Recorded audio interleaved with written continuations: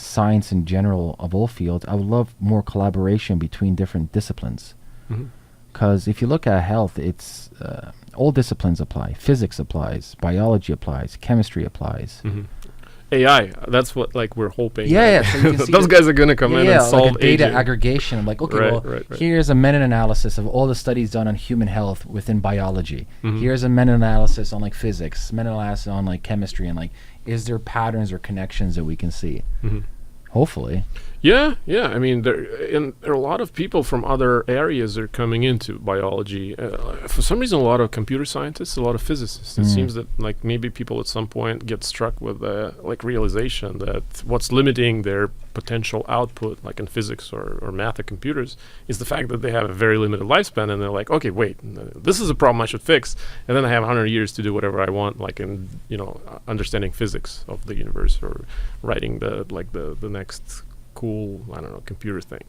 And a lot of people are coming in and trying to understand why is it that we age and why it hasn't really been solved, because it just seems like it's not that like crazy a problem to solve. It's just biology. We've been looking and solving biological problems for, I don't know, already like 100 years at least. I mean, just like the same level of skill or tool sets that we have.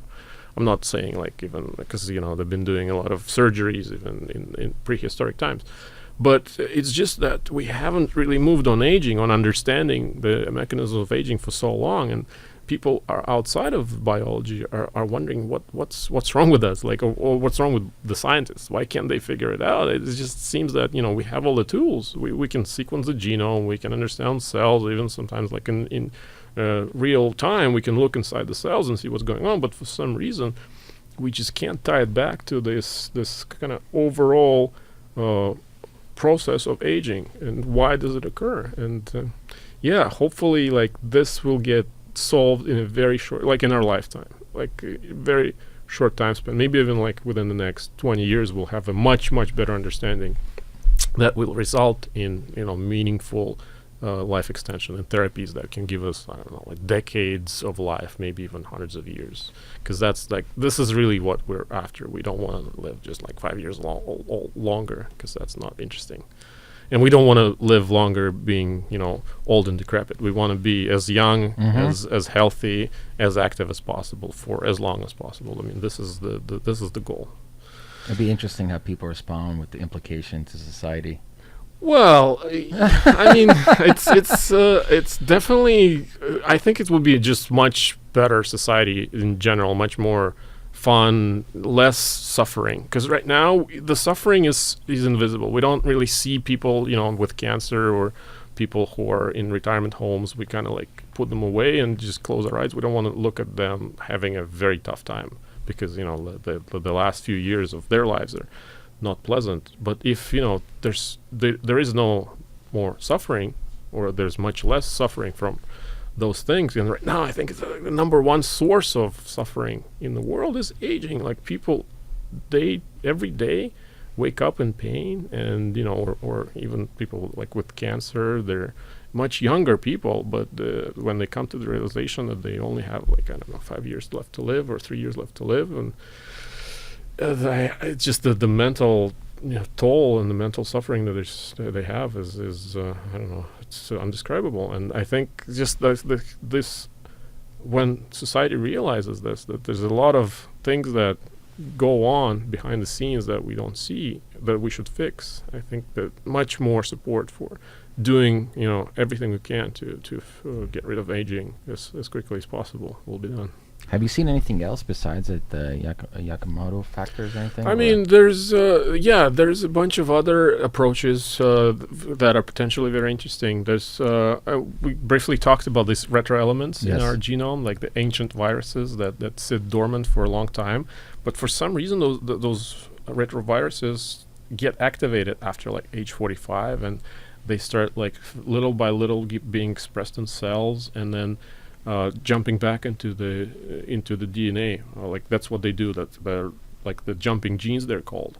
And for like 45 to 50 years they're dormant, and after that they start being active, and that's when cancer skyrockets. So one of the ideas that maybe cancer is caused by the activation of these genes. So one of the ideas is to try to prevent these genes from being activated. So all kinds of approaches are now being considered to kind of prevent these jumping genes from being activated. So it's interesting. So it probably happens like there's a trigger with the epigenetic age. Yes, and the viral knows the age marker. It seems that way. Yeah. Oh, yeah. It like it might not just like know, but yeah, at some point it's like little by little gets released from its little jail, and it's once it is free, it starts to be active and kind of wreaking havoc and creating mutations. And so, one of the approaches is called like inhibiting reverse transcriptase, reverse transcriptase is one of the enzymes that is helping those jumping genes kind of jump back into DNA. And it's now being studied in mice and in dogs, and we're going to see if it's going to prolong lifespan in those animals, and if that's effective. We're going to try to, not we, but like scientists are going to try to see if that approach works in humans. It's quite promising in my mind as well, because cancer is like it's number 2 killer in terms of aging. I mean, heart disease is number 1. Like heart disease is a category including stroke and like cardiovascular stuff, heart disease. But cancer is like a close second, and in terms of suffering, I think it might be even like worse than heart disease, because you don't want to have to pick which kind of suffering you have. Ideally, you wouldn't want either of those, but I mean, cancer is a big component of age-related deaths, and so if we can decrease that by inhibiting jumping genes, that we already gonna have like small victories. So most likely, though, realistically, it's going to be a multifactorial approach. Sure. Whether it's this or Yamanaka or in stem cells, either or, but it's going to be many different therapies as opposed to like, this is a holy grail. It could be. Or, I mean, it'd be great if there's just one thing you kind of turn on the like Yamanaka factors for a little bit and they completely rejuvenate you, and you don't have to do this for another like 2 decades. That's what David Sinclair preaches right now. He's like, okay, we're going to insert these genes in you, and then you're going to take this doxycycline, this antibiotic that activates those genes. You're going to do it like every other decade, and I mean that's the goal. That'd be great. But I mean, right now we shouldn't for sure rule out any other approaches, because we don't know who's gonna or which parts of the puzzle who's gonna develop. And not just those, but there's a lot of therapies being created where they kind of repair the damage that already occurred. Yeah, there's like cross links in our collagen. Who's championed that repair like mechanically? Probably Aubrey de Grey? Yeah, that's right. Yeah. The Aubrey de Grey, the SENS approach, this strategies for engineered negligible senescence. I know Vitalik gave a donation to them. Yeah? Yeah. Oh yeah. He did. He donated like 2.5 billion in Bitcoin to SENS, and also I think Michael Antonov of Oculus. Because correct me if I'm wrong, their thesis is more kind of like a car mechanic thesis. Absolutely, yeah. They're not about program like of aging at all. Build a new piece and put it in. Yeah, they're like saying, we're no different from cars. We have metabolism that is creating damage. So why don't we just, without even knowing why this damage occurs, we don't want to know. We're gonna fix the damage, and we believe it's gonna take care of aging. That's the Aubrey de Grey approach.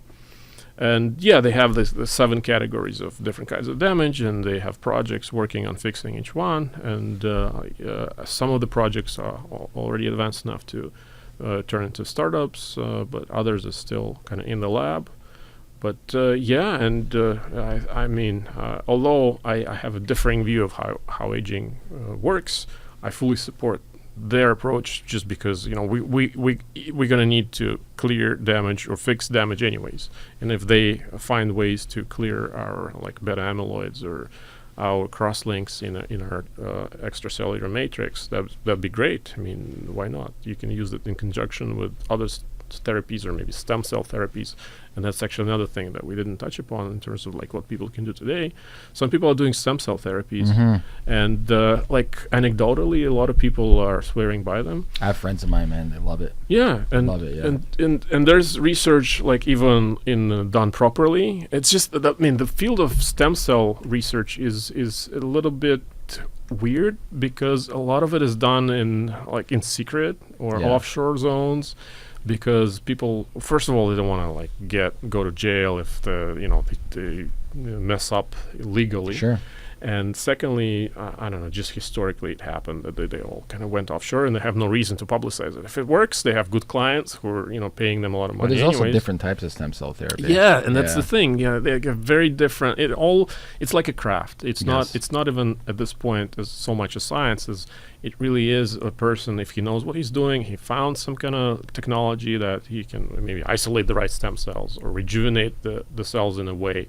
And then he knows how to, inject them back into the patient in a certain way or in certain areas that, produce benefits that the patient needs. Then, that's what he's going to do. And he might not even want to publicize it if it's like a trade secret to him. And that's another thing that people are making money on this.